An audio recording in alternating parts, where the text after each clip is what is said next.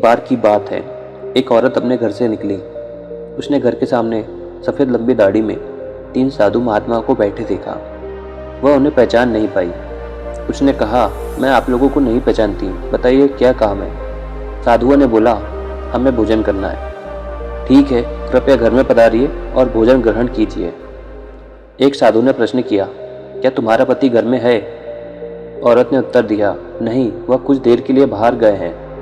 तीनों एक साथ बोले, तब हम अंदर नहीं आ सकते। थोड़ी देर के बाद औरत का पति घर वापस आ गया। उसे साधुओं के बारे में पता चला तो उसने तुरंत अपनी पत्नी से उन्हें पुनः आमंत्रित करने के लिए कहा। औरत ने ऐसा ही किया। वह साधुओं के पास गई और बोली, जी अब मेरे पति वापस आ गए हैं, कृपया आप लोग घर में प्रवेश करिए। साधुओं ने स्त्री को बताया, हम किसी घर में एक साथ प्रवेश नहीं करते। औरत ने अचरज से पूछा, ऐसा क्यों?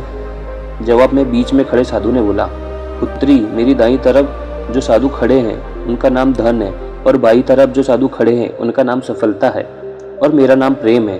अब जाओ और अपने पति से विचार विमर्श कर आओ कि तुम हम तीनों में से किसे बुलाना चाहती हो। औरत अंदर गई और अपने पति से सारी बात बता दी। पति बेहद खुश हो गया। वह बोला, आनंद आ गया, चलो जल्दी से धन को बुला लेते हैं। उसके आने से हमारा घर धन दौलत से भर जाएगा और फिर कभी पैसों की कमी नहीं होगी। औरत बोली, क्यों ना हम सफलता को बुला ले, उसके आने से हम जो भी करेंगे वह सही होगा और हम देखते देखते धन दौलत के मालिक बन जाएंगे। पति बोला, तुम्हारी बात भी सही है, पर इसमें मेहनत करनी पड़ेगी। मुझे तो लगता है कि धन को ही बुला लेना चाहिए। थोड़ी देर उनकी बहस चलती रही पर वो किसी निष्कर्ष पर नहीं पहुंचे और आखिर में यह निश्चय किया कि वह साधुओं से यह कहेंगे कि धन और सफलता में से जो भी अंदर आना चाहे आ जाए। औरत झट से बाहर गई और उसने यह आग्रह साधुओं के सामने दोहरा दिया। उसकी बात सुनकर साधुओं ने एक दूसरे की तरफ देखा और बिना कुछ कहे ही घर से दूर जाने लगे। औरत ने उन्हें रोकते हुए पूछा, अरे आप लोग इस तरह वापस क्यों जा रहे हो?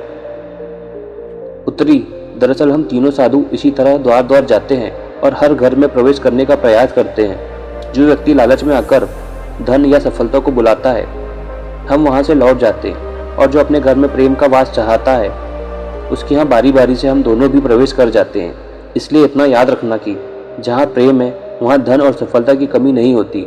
ऐसा कहते हुए धन और सफलता नामक साधुओं ने अपनी बात पूरी की।